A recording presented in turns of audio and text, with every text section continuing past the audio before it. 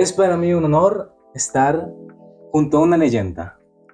Y yo diría una leyenda de la música, pero resulta que no solo hace música, sino que también es un actor, es un director teatral, es fotógrafo, publicista, ingeniero, productor musical. Bueno, el señor Eduardo Fuentes, una leyenda, un artista legendario de nuestro país.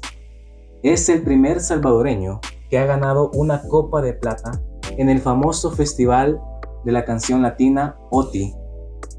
Es también acreedor de discos de platino por el récord de sus ventas en su música. Hoy estamos en su hogar.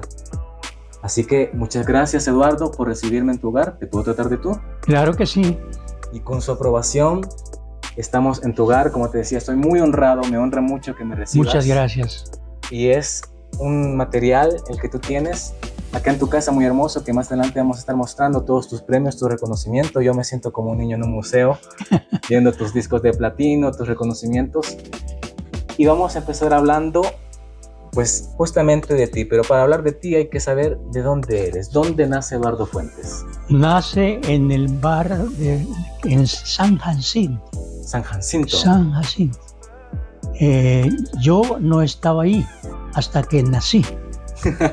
Pero es una cosa muy linda porque desde ese lugar donde tuve el privilegio de tener mis primeras clases de kinder, pues recuerdo ya cuando crecimos un poquito, 3, 4 años, cómo vivía este país en paz, vivía con vecinos muy lindos, muy buenos, y esa cosa me entró dentro del corazón y la llevo siempre. Yo quiero a El Salvador, de ese Salvador que amaba a su gente, porque se amaban por estar en un lugar que tenía la bendición de Dios. Qué bonito, qué lindo, Eduardo, qué lindo. Bien, naces en San Jacinto, creces y de una familia de muchos hermanos, me imagino. Tenía ningún hermano. Tuve hermanos hasta la edad de 11 años, porque tuve 12 hermanos en Estados Unidos. Mi padre estuvo en la guerra mundial. ¿En la Segunda Guerra Mundial? Es decir, que cuando yo nací, no estaba en El Salvador. Pero esa cosa de que ese salvadoreño estaba representando a nuestro país, también a todos nos dio una sensación de, sentirnos orgullosos. Estábamos defendiendo la libertad. ¿Y tu padre fue uno de los defensores de la libertad? Exactamente, él era piloto de la guerra. Mira. Gracias a Dios pudo salir de la guerra vivo. Qué bendición tan grande. Desde ese momento, pues él tuvo que hacer otra vida ya. Sí, tuve 2 hermanitas americanas y llegó a El Salvador muchos años después. Entonces, les cuento esto porque realmente es una cosa muy linda saber que al niño pequeño, el padre y la madre lo aman definitivamente, pero lo cuidan aunque estén en la lejanía. Y mi padre siempre se ocupó de mí, aunque él estaba a veces cerca de Japón, a veces quién sabe dónde, y yo me sentía muy orgulloso de que mi padre estaba defendiendo al mundo. Y tenías esa conciencia a tu corta edad. Exactamente. Qué maravilloso. Exactamente. Y quizás sea lo mismo que sienten tus hijos al saber de alguien como tú que nos ha representado y que eres un embajador, como te decía detrás de cámara, de nuestra cultura, en especial de la música. ¿Cómo empiezan o de dónde vienen las inspiraciones musicales para ti? Bueno, realmente en mi familia, mi abuelo, por parte de mi mamá, fue una persona muy especial. Él era de Guatemala, Calixto Mixco, pero era de una familia de muy lejos de aquí. Él era de Europa. Yo no pude conocerlo porque ya había fallecido cuando yo nací, pero de él me siento muy orgulloso porque nos legó un espíritu muy sano, muy religioso, de amor a Dios y al mismo tiempo una inteligencia que podía manejar cualquier cosa si estudiaba y se hacía un especialista de la escritura, de escribir libros, de hacer música.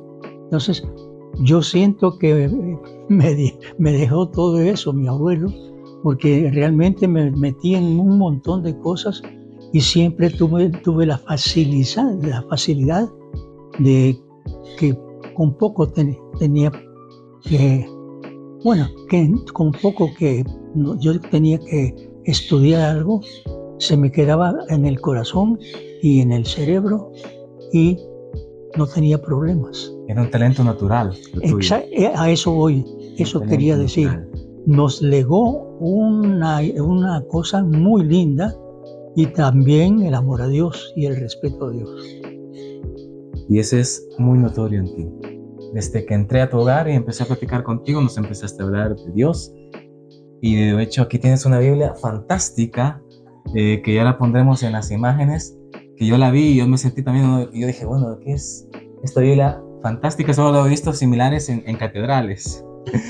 Bien, y bueno, y hablando ya de esa parte de la fe, esa parte de la catedral, tengo entendido que tú formaste parte de un coro.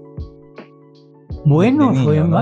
Claro. mi nacimiento como cantante fue en la iglesia de Santa Anita. Claro. Yo, bueno, cantaba cuando estaba todavía de unos 4 o 5 años, cantaba con mi mamá. A ella le gustaba cantar.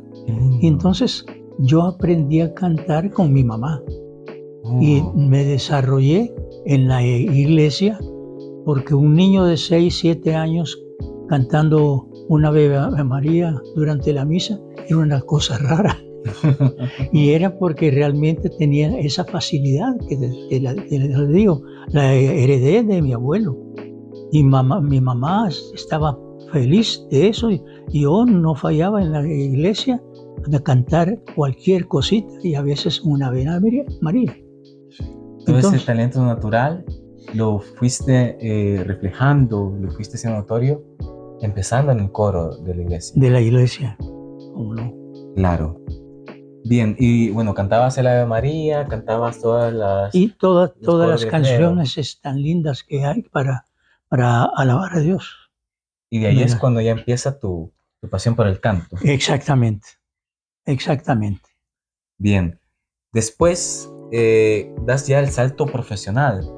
Yo estuve escuchando que decías que lo tuyo fue algo casi inmediato, porque tu primera presentación profesional, creo que estabas trabajando en el Café Don Pedro y se te da la oportunidad de estar con Sarita Montiel, ¿verdad?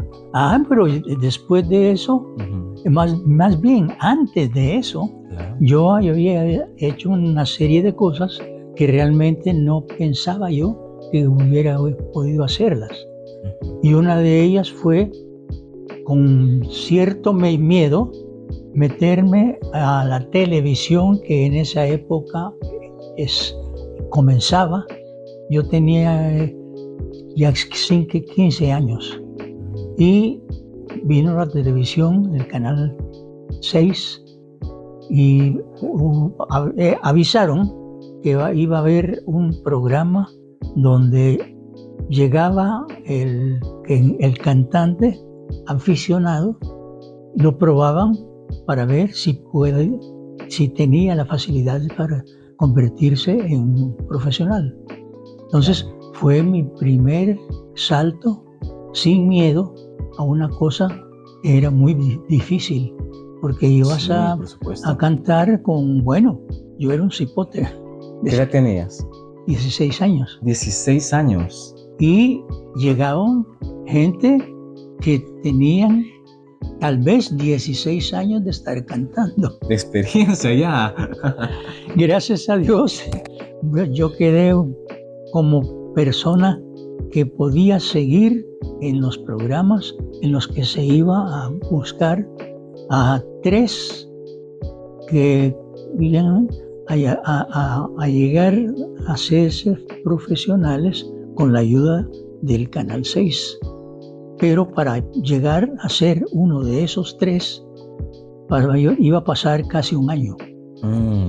Entonces se hacía la prueba creo que era cada mes o un poquito más, para ver cuáles de los cantantes que habían llegado en 4 más semanas y quién calificaba para aprender a cantar mejor y llegar a ser un profesional. Yo aguanté el año completo y no gané, sinceramente no gané, nada más que el tercer lugar. Claro. No fue el primero. Pero estabas empezando, Eduardo. Sí, porque hubo otros que tenían un poquito más de años. Claro. Y lógico, fue una cosa no difícil, pero tenías miedo de que te calificaran, ¿verdad? Y al mismo tiempo te sentías muy alegre de que te aplaudieran. Y esa fue, digamos, la primera cosa profesional que hiciste, lanzarte así al canal. Pero, o sea, tú te fuiste, te tiraste como un ave al vacío, te tiraste de una vez a lo fuerte, a la televisión. Como quedé como uno de los 3, realmente tuve la oportunidad de seguir cantando ya como invitado, ya pagado. Me pagaban 15 colones. ¿Por presentación? Sí. 15 colones. Sí. Pero era dinero en aquel tiempo. Para un cipote era un montón de plata. Con 15 colones te tomabas por lo menos 2 litros de whisky. Y un whisky bueno, un buen whisky. Y entonces, no, era una cosa muy interesante.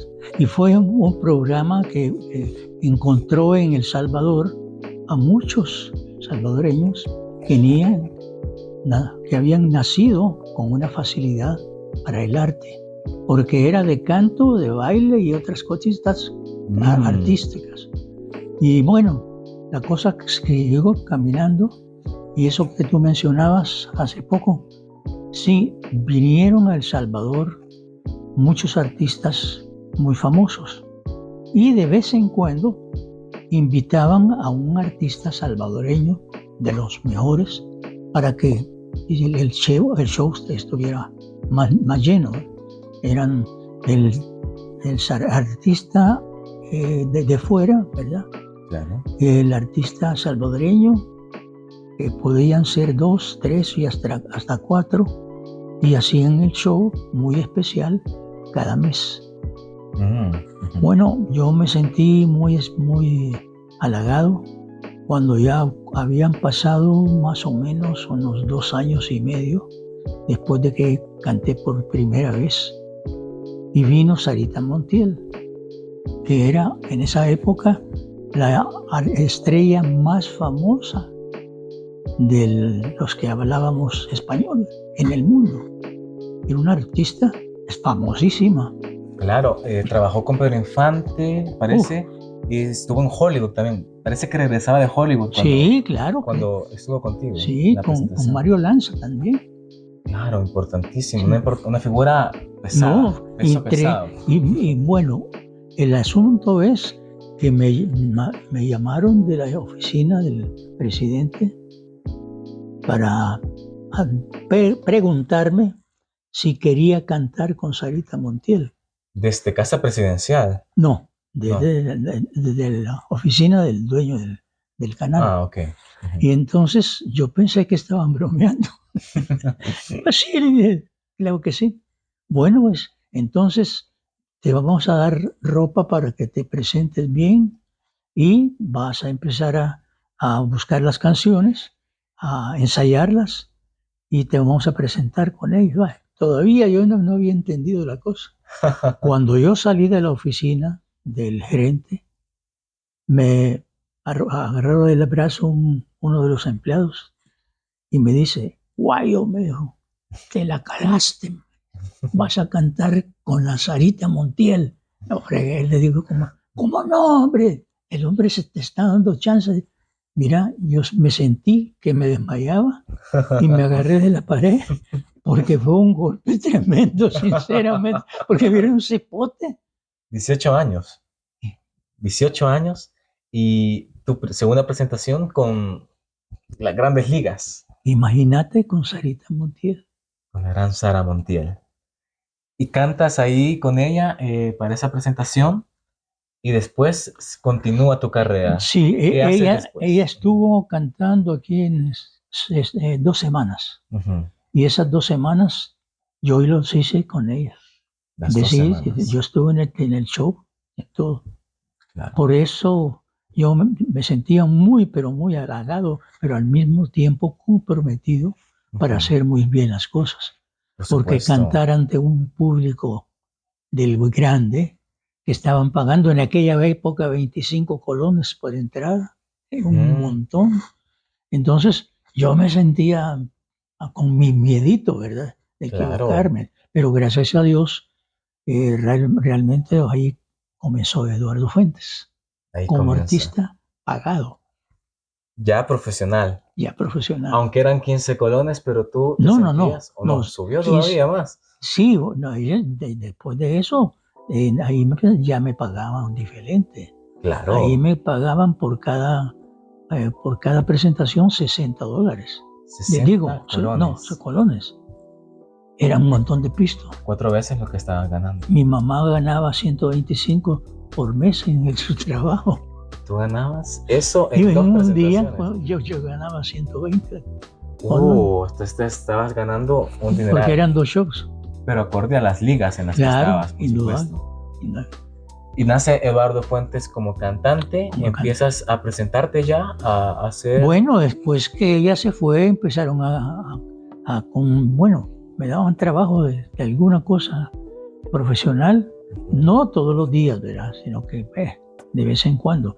Pero yo ya tenía el nivel que se busca cuando realmente un artista comienza.